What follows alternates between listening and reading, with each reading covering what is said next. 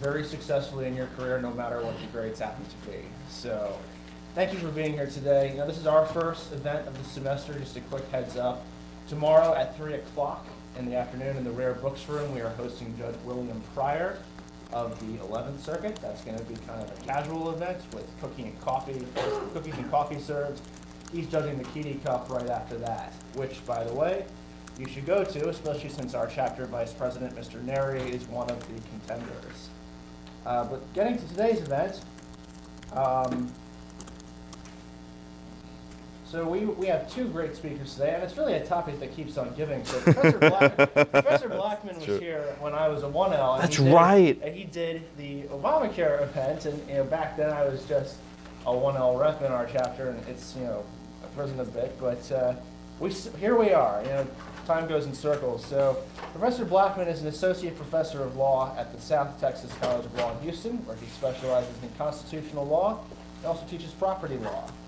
After graduating from George Mason, he clerked for Judge Kim Gibson in the Western District of Pennsylvania and Judge Danny Boggs on the 6th Circuit. He has written a ton on Obamacare, and when Judge O'Connor in the Northern or Southern District of Texas? Northern. In the Northern District of Texas recently declared the entire law unconstitutional, the first person I thought of coming to talk about it was Professor Blackman, so we are very lucky to have him here.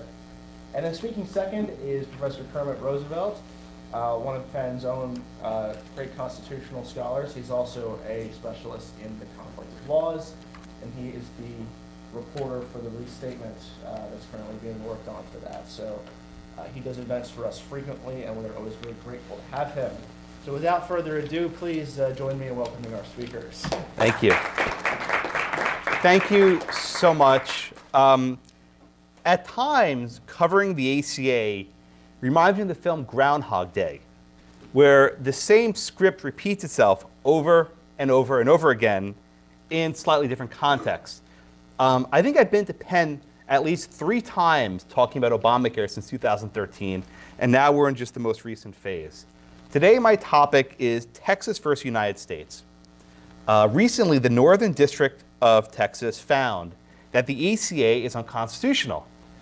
Now, you may say, wait, Josh, didn't we do this already, right? Didn't Obamacare already get decided by the Supreme Court in 2012? No, this is new.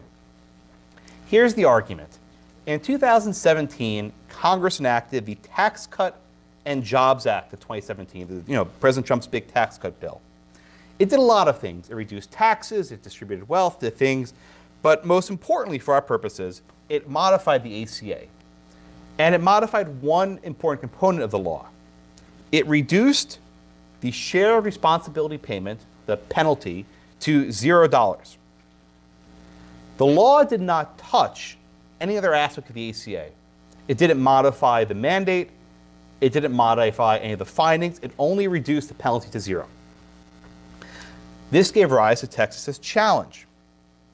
The court found that because the penalty no longer raises any revenue, it can no longer be saved as a constitutional tax under Chief Justice Roberts' majority opinion NFIB. That was the first part of the holding, that the mandate can no longer be saved. The second part of the holding is what's the remedy. This gives rise to a doctrine known as severability. If part of a law is unconstitutional, what do you do with the rest of the law? You'll recall that in NFIB, the 4 joint dissenters, Scalia, Kennedy, Thomas, and Alito, said that because the mandate was unconstitutional, the correct remedy was to throw out the entire law. Judge O'Connor basically agreed with the joint dissenters and found that the entire ACA was unconstitutional. Therefore, the entire law must be set aside. Now, importantly, the judge did not issue the most default option, which is a nationwide injunction. He didn't do that. He put his ruling on hold. So there's really no short-term change in our healthcare market. But this issue will be appealed up to the 5th Circuit and probably the Supreme Court just in time for the 2020 presidential election. Things have a way of working out just like this. So I want to talk about this opinion.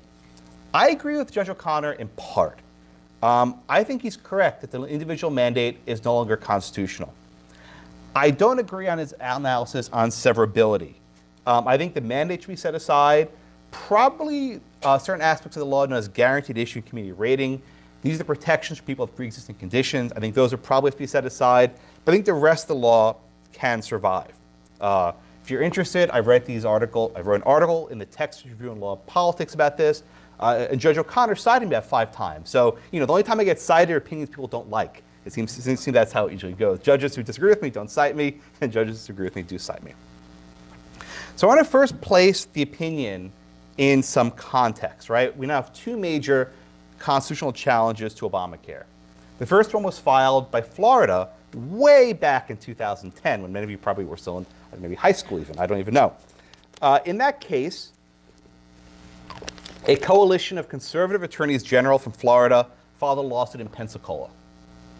Now, why would the Florida Attorney General file a lawsuit in Pensacola and not Tallahassee, the capital? He was doing something you all know well, which is forum shopping, right? When you're a lawyer, you file the lawsuit where you have the best shot of winning. If you're in private practice or in government, you do that all the time. There's a reason why President Trump's being sued primarily in the 9th Circuit and the 2nd Circuit and not in the 5th Circuit. Likewise, the Texas Attorney General didn't file the lawsuit in Austin. He filed it in Fort Worth, Texas. Why did he file the lawsuit in Fort Worth, Texas? Because there was a very high chance they would draw Judge O'Connor. Judge Reed O'Connor is a W nominee. He had worked on the Senate Judiciary Committee and had ruled in many high-profile cases against President Obama. So the Texas AG knew what they were doing. They sought it in the place they thought had the best chance of success. But there's another big difference between the Florida case and the Texas case. In the Florida case, the lawyers were arguing that Congress cannot regulate inactivity. Remember this argument, right? That Congress can't compel people to purchase an economic product.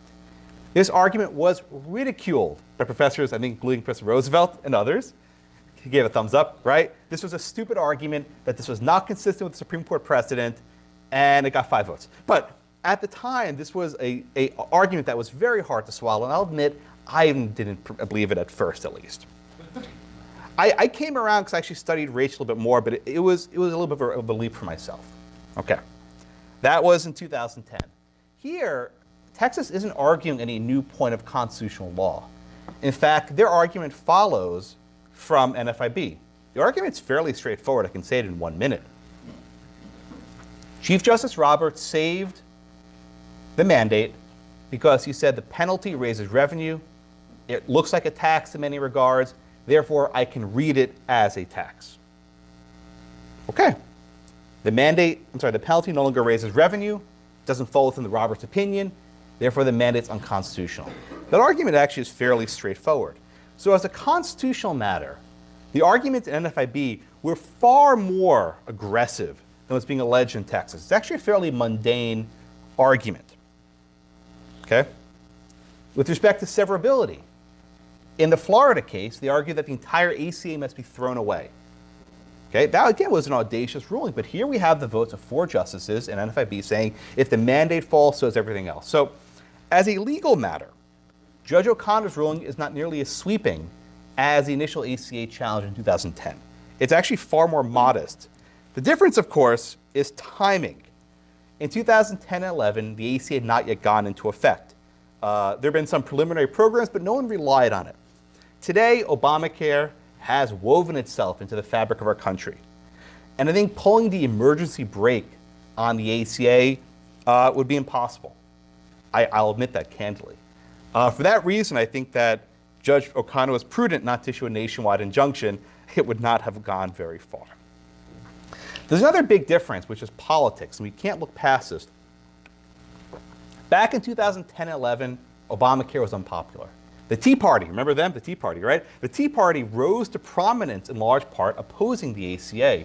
The Republicans took the House in 2010 in large part on the Affordable Care Act vote. There was a huge political movement backing the challenge to the ACA, right? You had this synergy of Republican politicians and conservative academics who combined to take an argument off the wall onto the wall, right? This is Jack Balkin's arguments. Not so today. Today, the ACA is actually somewhat popular, right? People like it. And Republican politicians want absolutely nothing to do with this case at all, because it makes a problem for them they don't have to deal with. They hate Obamacare, but they don't actually want to deal with health care. It's this weird dynamic, right? There's a fourth big difference, the executive branches.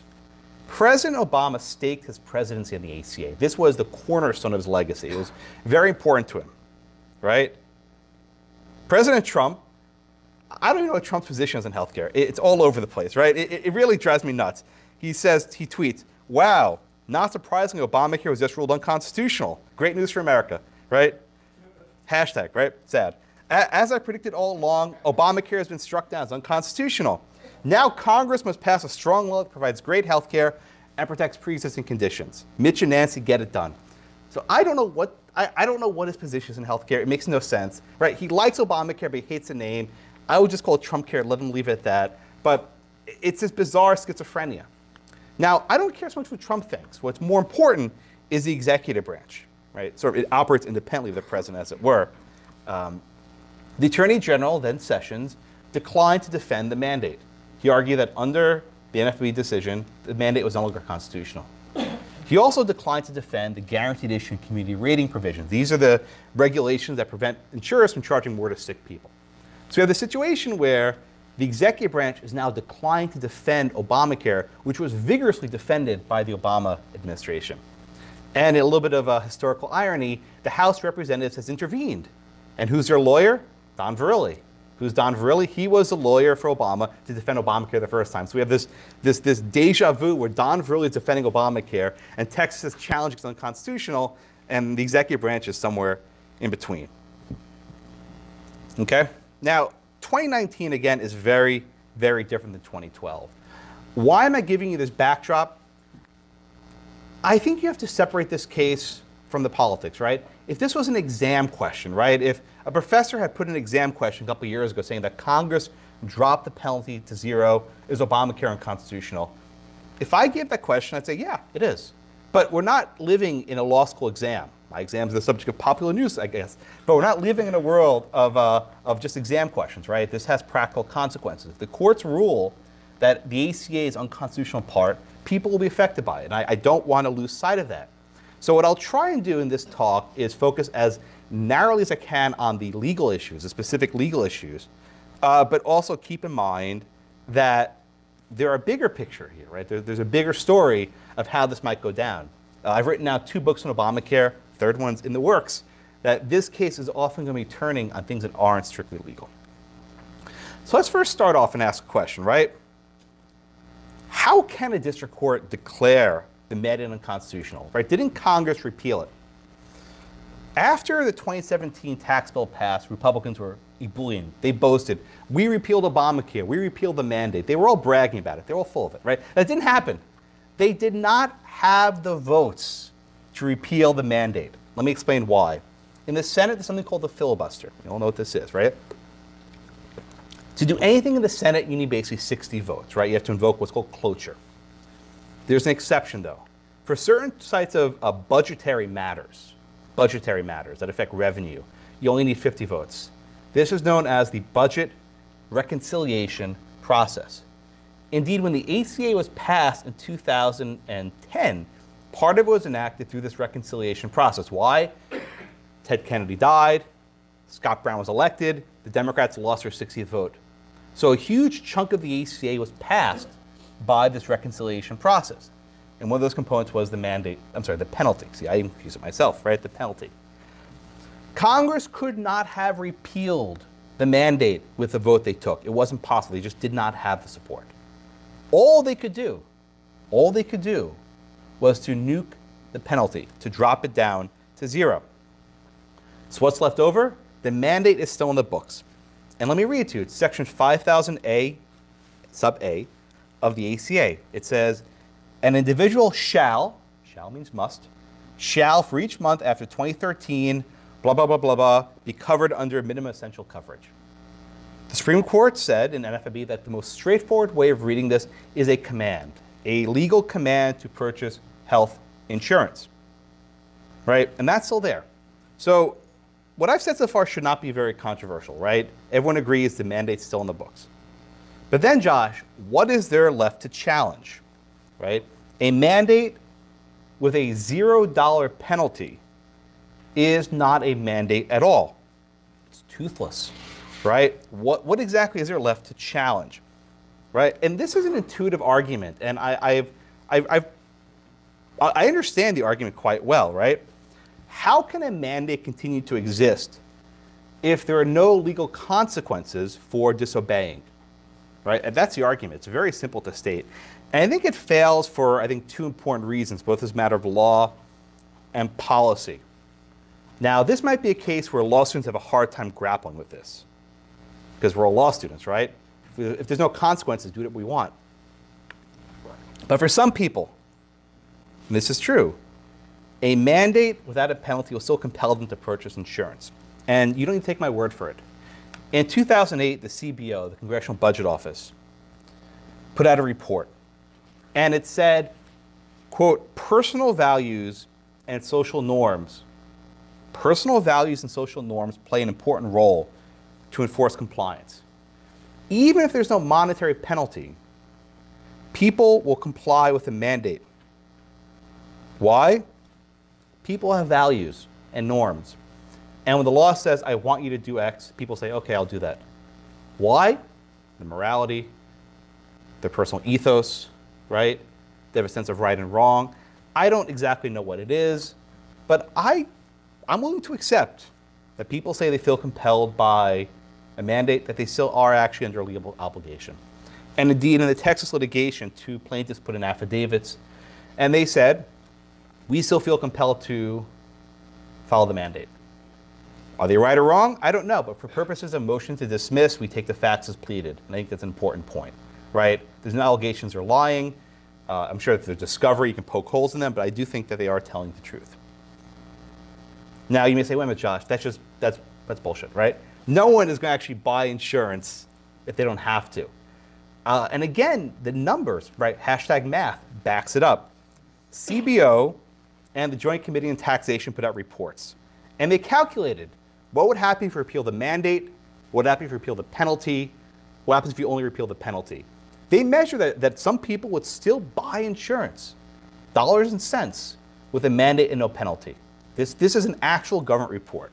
So even if you think that these people are being these moralistic frauds, right? They're saying, oh, I have this legal obligation. The dollars and cents do match up, right? The mandate still has legal force. Now you might say, wait a minute, Josh. What about standing, right? You can't just walk into federal court and claim some sort of abstract injury, right? That you feel the law compels you, but there's no legal consequence. And I think the standing argument is probably the most significant hurdle for the plaintiffs in the case. Now, Texas asserted some form of state standing based on Medicaid and funding, and I don't think there's a lot of weight there. I think the strongest standing is based on individual taxpayers. Now, there's a basis which Judge O'Connor didn't rule on that I think is actually quite significant. You'll have to fill out your taxes soon, right? Fill out your forms. Believe it or not, there's a question on your tax form that says, were you insured for the entire year? And the answer is no, you have to fill out some other form and do certain things. That's an injury, right? As a consequence of going uninsured, you fill out some forms. I mean, I know it sounds stupid, but it takes time and money to fill out forms. You have to hire an accountant. You can peg dollars and cents how much filling out a form is. Now, I can't say that argument with certainty because we don't know what the forms look like yet, right? We haven't released the forms. I'm sure the shutdown will delay that indefinitely. But based on last year's forms, I filled them out. You all did your taxes. It said, did you have insurance? Yes. You click check yes and you move on. If the answer is no, you got to fill out some other forms. Why is this information being gathered? For the employer mandate. Imagine this, right? You say, I did not have insurance. Your employer says, oh, I gave Josh insurance. They don't match up. And that's how you get audited, right? The IRS, to enforce employer mandates, cross-checks whether individuals they actually claimed to have insurance said they were insured. So there's an entire scheme here based on individual coverage. I think there's an easy injury based on tax forms. Judge O'Connor didn't mention this because I don't think the form exists yet, but when it exists, this will be easier, right? But let's say there's not. Let's say the IRS eliminates all references to insurance on your form. Unlikely, let's just say they do, right? Is a mandate with a penalty enough for Article 3 standing? Now, I admit, I don't have a case on my side. The idea of people challenging a legal command without a penalty is kind of insane, right? I get it, right? I've been doing this Obamacare stuff for a long time, but Obamacare is different. So my question is Article 3 prohibited? Right? If there's a pocketbook injury like the tax form, you're solid. But is there any case that says a legal command without a penalty lacks an injury? I don't think there's a case that quite says that, right? And I would actually look to a case that is somewhat related, but in a bizarre sense. It's also a Texas case. And I'm talking about standing in the Establishment Clause context. That's a funky area of the law, right? You ever think about this? Take a case like Van Orden versus Perry. This was a case from Austin, where you had a Ten Commandments display on the state grounds, right? What was the basis for standing in Van Orden versus Perry? The individual said that he visits the Capitol often, and bringing him in contact with this monument was unwelcome. Right? Well, he could have just walked somewhere else or averted it or just ignored it, right? What exactly was the basis of an injury? The existence of the monument itself impacted him in some way that you might say is moral or psychological or religious or something else, right? I don't exactly know what the basis is for the standing claim in Van Orden. The Supreme Court didn't even mention it because I guess it was so uncontroversial, neither the majority nor the dissent. It was a 6-3 decision. But what I think is important to recognize is we have a law that says you shall buy insurance. Some people are exempted by it, other people aren't exempted by it. We have individuals who say and they plead that they are bound by this law, and as a legal matter, I think they're correct.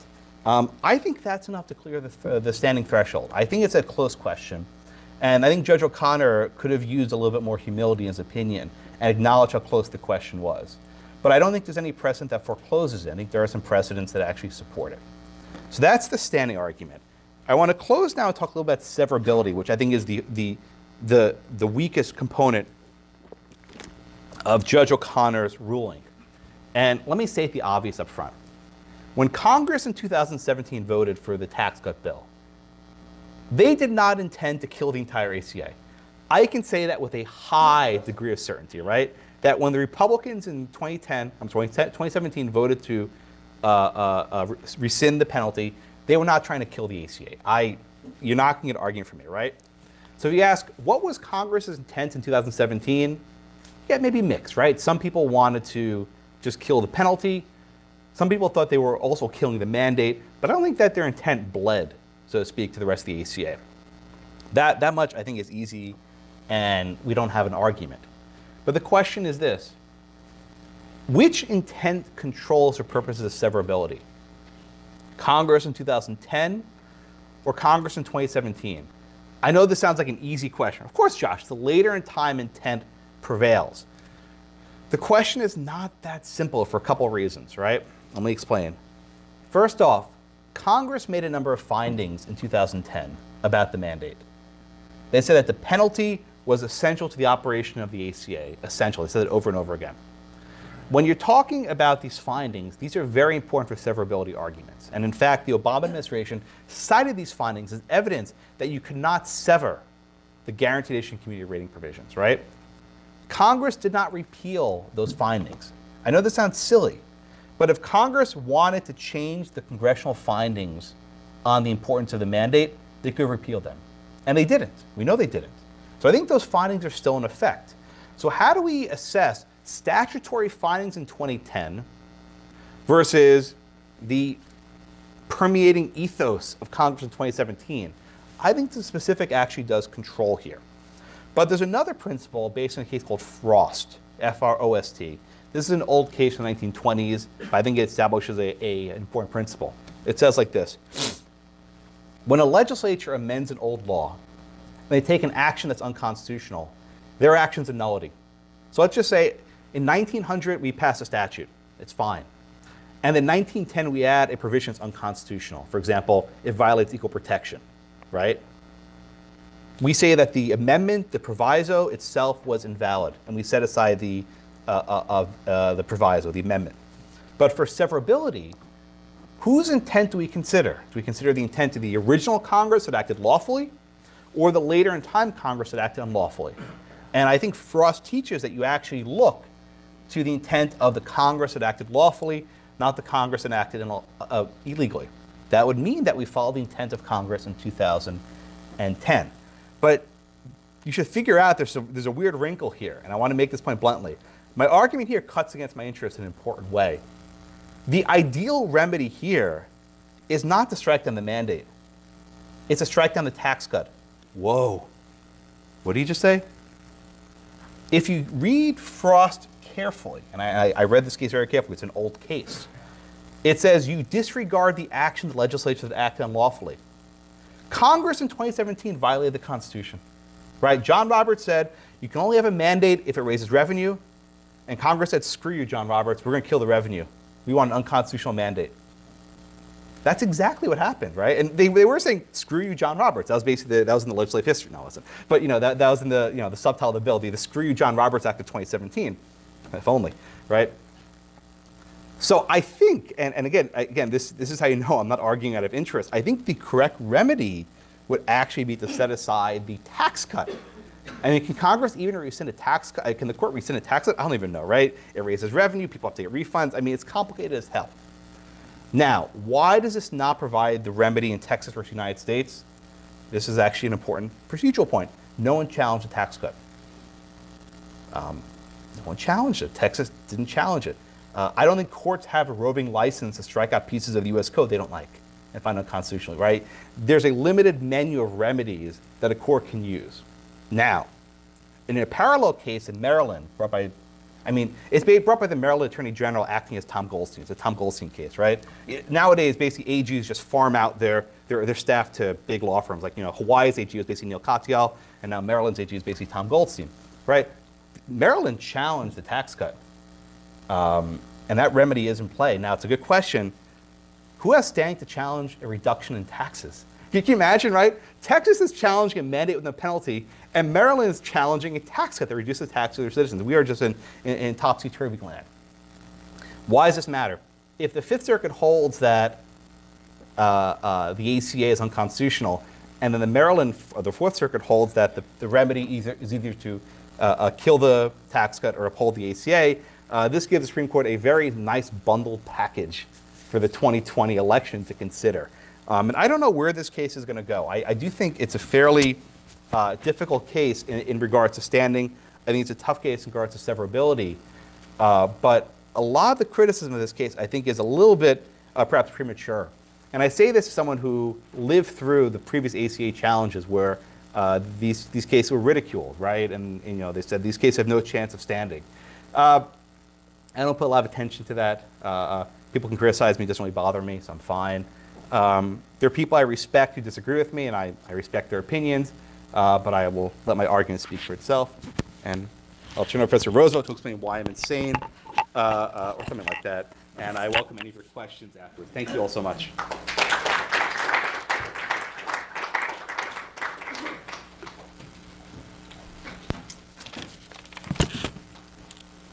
Well, thanks to Josh for that presentation. I always enjoy doing events with him, and thanks to all of you for coming. Thanks to the Federalist Society for inviting me. I think that I'm relatively formalist as people go, as law professors go. But all the same, I feel like this boils down to a very simple question, and what the court did was fundamentally bonkers for a number of reasons. Now, full disclosure, I was one of the people who ridiculed the arguments against the ACA, and I was like, oh, Randy Barnett, how creative you are, that's nice for you, but you're going to get laughed out of court. And of course, I was wrong about that. Now, I still think the arguments that prevailed against the ACA are crazy. So that puts me at some odds with the Supreme Court. But anyway, so take what I'm now going to say for what it's worth. It seems to me that basically the first question here about whether the mandate penalty thing is unconstitutional just comes down to the question, can you have a zero tax? And it's true that Robert says, oh, the essential feature of a tax is that it raises revenue. Yes, he did say that. But what is the point of that test? Why do we require that taxes raise revenue? What's the reason that that's part of the analysis in Severability? It's so that the government can't force you to do something by imposing this impossibly large tax so that no one will pay it, because practically speaking, you have to do the other thing. So in practical terms, the point of this test is to prevent the government from giving you too big a tax so that it won't raise revenue because no one can afford to pay it and they'll have to do this other thing instead. This, of course, is not that situation, right? This is a tax that is too low. Everyone is going to pay this tax unless they're like, I'm writing you a check, and they actually pay in some money. Otherwise, right, do nothing, you're paying the tax. So can you have a tax of zero? I don't know. It seems like a sort of interesting metaphysical question, maybe. Could Congress pass a bill that says, if you own a unicorn, you must pay this tax? Right? Would that be unconstitutional? I don't know. Who cares? Why does it matter? There are no unicorns. Sorry, spoiler alert. I can imagine situations where maybe this would matter. Like maybe there's an agency that is charged with administering some tax statute. And the statute is like, the rate for this tax shall be what the agency determines. And the agency's like, this year it's 5%. Oh no, that's too high. You know what, this year it's going to be 0. And now maybe you would be like, poof, it's unconstitutional. The statute goes away. The agency can't do anything next year. Like maybe it would matter if that's what you think, but I think that's a bizarre thing to think. I think the agency could be like, yeah, this year the tax is 0. Now, why might this matter in practical terms? Well, Josh was saying people feel the pull of this mandate because you're under a legal obligation to buy insurance, and we have a law that says you must buy insurance. We don't, and this would not have survived as a tax in the original Roberts NFIB against Sebelius opinion if it had said that. One of the things that he was very big on at oral argument, and that's prominent in the opinion, is the government says if you pay the tax, you are in compliance with the law. They do not say, get insurance, if you don't, you're breaking the law, here is your punishment. They say, we present you with a choice, either of which satisfies your legal obligation. Buy insurance or pay the penalty. And Robert's point was, hey, it's reasonable for some people to pay that penalty. They're going to do it.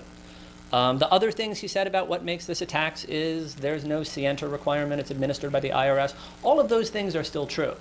The raising revenue thing is the only thing we've lost, and we've lost it sort of in the opposite direction from where you would think it matters. Right? The tax that doesn't raise revenue because you must comply, because no one can afford to pay the tax, that doesn't raise revenue in a dangerous way. The tax that doesn't raise revenue because no one cares, you don't have to pay any money, doesn't raise revenue, but not in the way that the doctrine is concerned about, I would say. Do we care about a zero tax? I don't know. If you prohibit the government from imposing a tax of 0, they could get around that, right? By saying, here's the tax and it's not 0, but you're going to get a refund. And the refund is whatever you pay. And we'll do this sort of preemptively. So you don't actually have to pay it, you just get the tax and the refund. Doctrines where that sort of metaphysical sleight of hand works don't make a whole lot of sense to me. But anyway, what I was saying was I don't think it makes that much of a difference because the 0 mandate, 0 tax doesn't actually do anything. And it's that makes the severability part of the opinion so completely bonkers. Because when Congress puts the penalty down to 0, now they're saying buy insurance or pay us $0. And the severability analysis in this opinion says that provision is so central and so essential to the ACA that it won't work without it. Now that might be true with respect to the original mandate. If you dial the penalty down to 0, maybe this is not going to work anymore. But how can it possibly be true with respect to the 2017 amended ACA, right? We have a section of the statute that does nothing, that imposes no obligation on you. It says get insurance or pay $0, right? Get insurance or not, your choice. And now the severability analysis is saying, oh my gosh, that choice, that, buy insurance or do nothing, whatever, that choice is so central to the operation of the statute that if it's gone, the whole thing should be taken down. That is like truly insane, I think. But But there was one part of Josh's talk that I really liked, although I probably was misinterpreting it. It seemed to me that maybe he was saying, if your view is, no, there can't be a tax of 0, then when Congress says the tax rate is 0, the penalty is 0, that's unconstitutional. So we disregard it. Now, did they separately repeal the penalty? Or did they just replace it? Because it seems to me if they just replaced it... They just changed it to $0. Right. And that's unconstitutional. They can't do that. So my view is the old penalty is still in effect. Because an unconstitutional act is no act at all. Exactly. Repeal the tax code, which would raise the penalty back up. Yeah. Yeah. Okay. So I guess we agree on that. Good.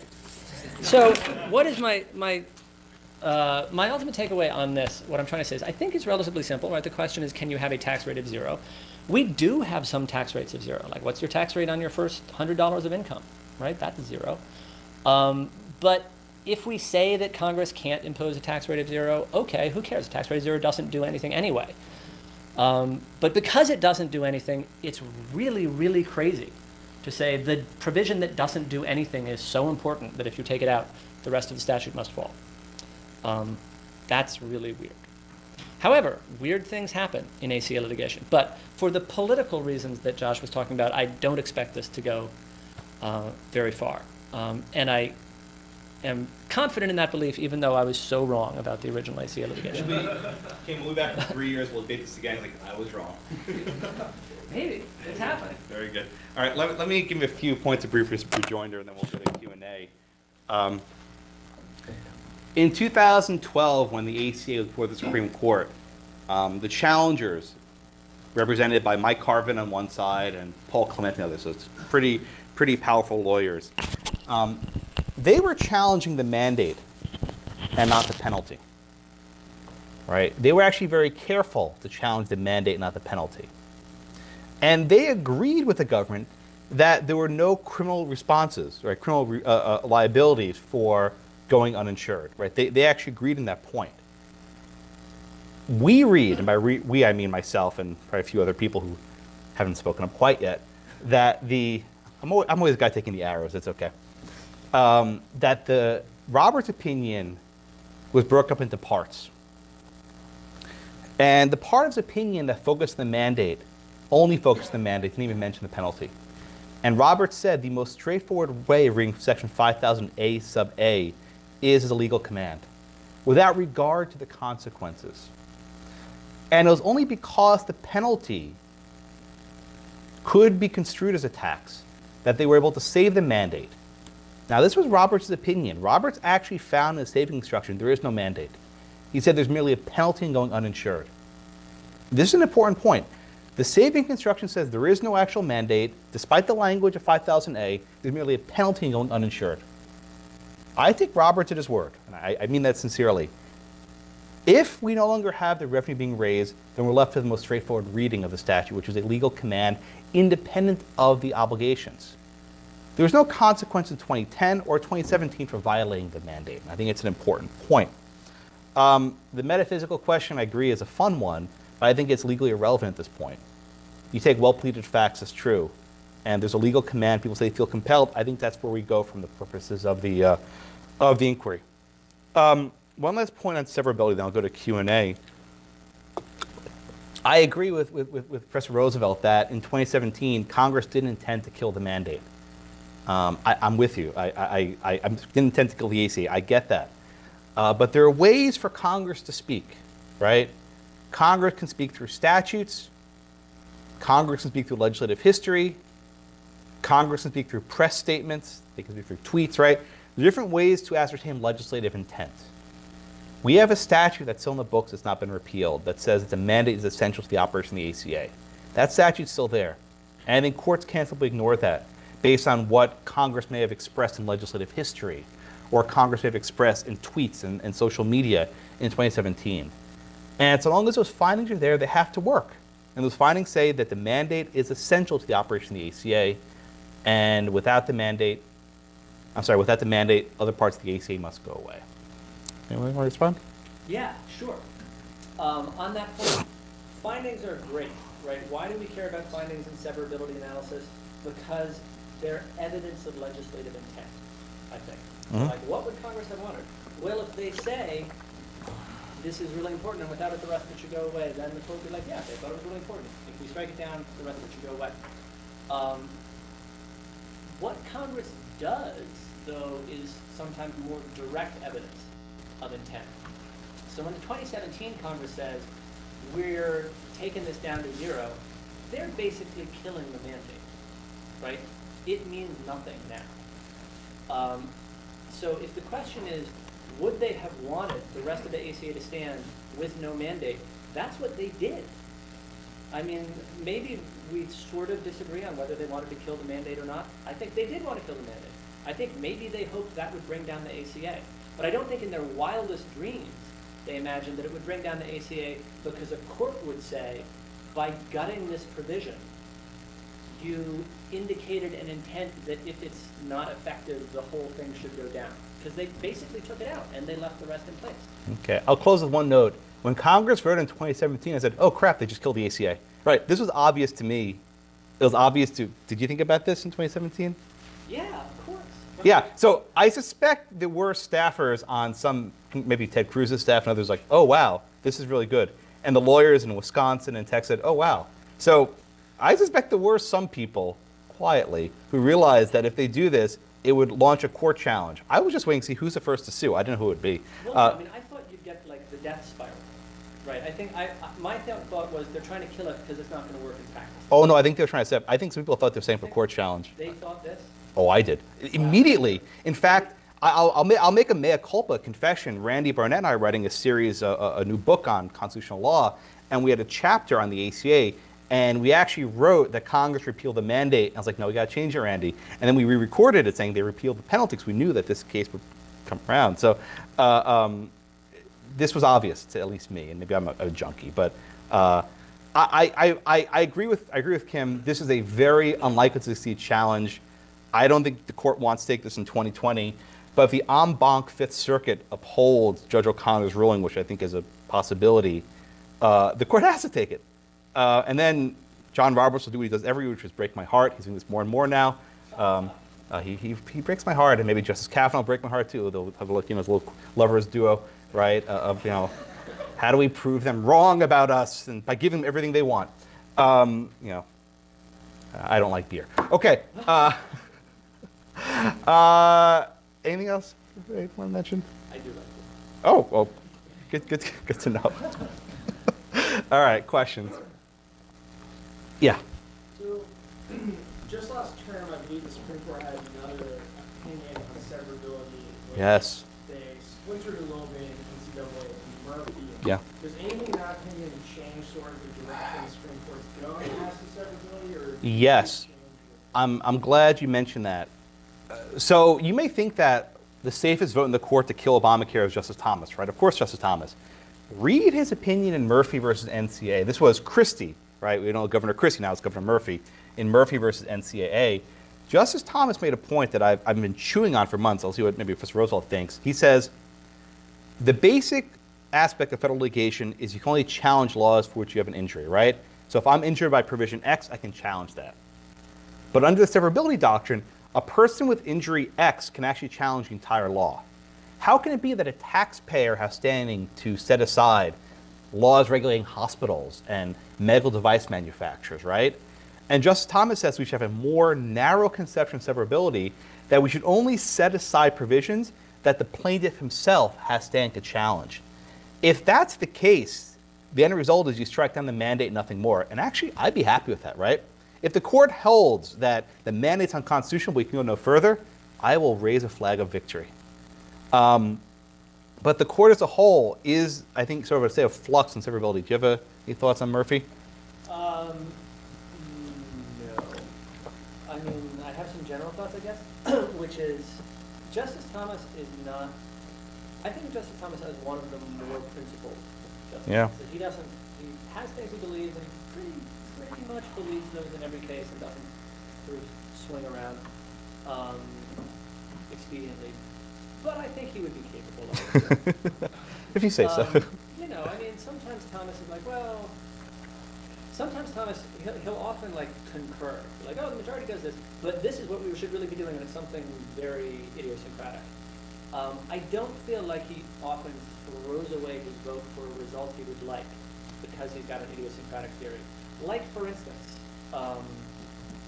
Gonzalez against Carhart. Yeah, yeah. A lot of people were saying, you know, hey, you can get Thomas's vote if you're like, the federal government doesn't have the power to enact this because the Commerce Clause doesn't support it.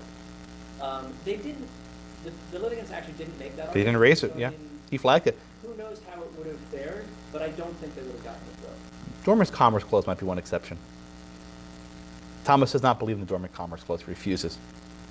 It's all the preemption cases and stuff with the wine. Anyway, not very hot button. Very good. Yeah, question. So I was looking at a very reliable source, The Hill, today. The Hill. You know, they brought out an article talking about the uninsured rate. So before Obamacare was passed, the uninsured rate in the country was 18%. The lowest the uninsured rate got to after the law was passed was about 10.8%. And now today, apparently, new numbers are coming out showing it's back up at 14%. So the uninsured rate has increased significantly in the last couple of years. Basically, it's cut the gains that Obamacare had in that regard in half. So I suppose my question is, you know, let's say that the Fifth Circuit goes en banc and does uphold this opinion, or let's say they don't. Let's say that they strike the reverse of O'Connor. Can the law survive anyway? Because originally Congress said, and you know, the government argued, we need the individual mandate to make this law work. And it kind of just makes sense intuitively. How can you have, you know, how can you subsidize low health insurance prices for all these people, for you know, some of the healthiest people that aren't going to be on the market? How will this law survive even if the court doesn't strike it down? Yeah, it's a very good question, right? So let me make a few broad points. First off, Congress made a huge error, right? They said that the mandate was essential to the operation of the ACA. So they were wrong, right? The mandate did not force people to buy insurance. They said that the penalty was important. It wasn't, right? People went uninsured. The key factor upholding Obamacare are the subsidies, right? They're pegged to your income. Depending what your income is, you're eligible for subsidies that reduce the cost of insurance. That is what keeping Obamacare afloat, not the mandate, not the penalty. So by the time the court struck the penalty down to zero, it was a foregone conclusion. It wasn't working, right? So what's happening now? When there's no longer a mandate and a penalty, well, the mandate exists, no longer a penalty, that's what I did, right? People are saying, I'm healthy, I don't need insurance, and they can just wait outside. Where we're headed with Obamacare is a two-track system. If you're healthy, you're probably going to buy a cheap plan like you had before Obamacare. If you're sick or you need insurance, you're going to use Obamacare and get all the subsidies, right? In fact, a lot of conservatives and libertarians think that the way to fix health care is to just make the segregation overt, right? Just say, if you're sick, have a special fund, you go in here, and everyone else just has a general market like before Obamacare. As an ethical matter, it would look very similar to what we're doing now, just perhaps have a different name. But right now, we're basically funneling all money through subsidies to sicker people. And that's not the end of the world. I mean, I'm sure people want universal coverage and Alexandria Ocasio-Cortez and Medicare for all, everything else, right? But under the current regime, it's stable because there's lots of money flowing to the sicker people. Well, this is what I was referring to when I said I think maybe Congress was trying to kill the ACA. I think that when they were trying to take away the penalty, the idea was you're going to have this death spiral where healthy people don't buy insurance and then premiums have to go up. And you're right, it's actually the subsidies that backstop that. The problem is now this is going to be much more expensive than it was. And so maybe, I don't know, maybe that would increase political will to get rid of it. Yeah, I think one of the perverse aspects, and then Kim and I probably agree on this one, is that the death of Obamacare probably leads to something a lot more palatable to liberals, right? You try this, didn't work, have a Medicare for all solution or something of that nature. So I never saw Obamacare as a permanent stop. I thought it was always some sort of transition to more European-style healthcare. It just happened a hell of a lot quicker than I thought it would. I thought it might take 2 decades, or it barely took 5 years, 6 years after the NFIB decision. Okay, other questions? Yeah, over there? Yeah, this question comes up with the so standing. What are your thoughts on the argument for standing from cross-cutting forms, and you think there are any other legally viable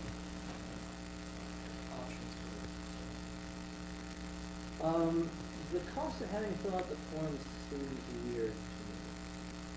I'm not an expert on standing, but that seems like a weird argument.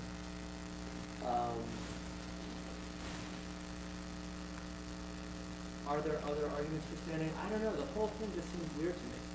Like, you're telling me I have to pay $0. That's unconstitutional. You can't do that. What? It just seems weird to me. But weird things happen with Obamacare. Yes, I agree. I agree. Other question? Oh yeah, over there. So in some of your other writing on the topic, you've addressed the counter-argument that, well, taxes can be deferred multiple years, Yeah. so even if there was a tax past years, people might still be paying it, and so the savings provision still applies. Yeah. And then you say that, well, wouldn't meet Roberts's criteria for what constitutes a tax anymore. And then what I was thinking was, well, just because Congress hasn't passed a tax of this type before, why would that bar them from, say, in the Affordable Care Act, from producing a new kind of tax with slightly different, like maybe it would be bi-yearly or something? Yeah.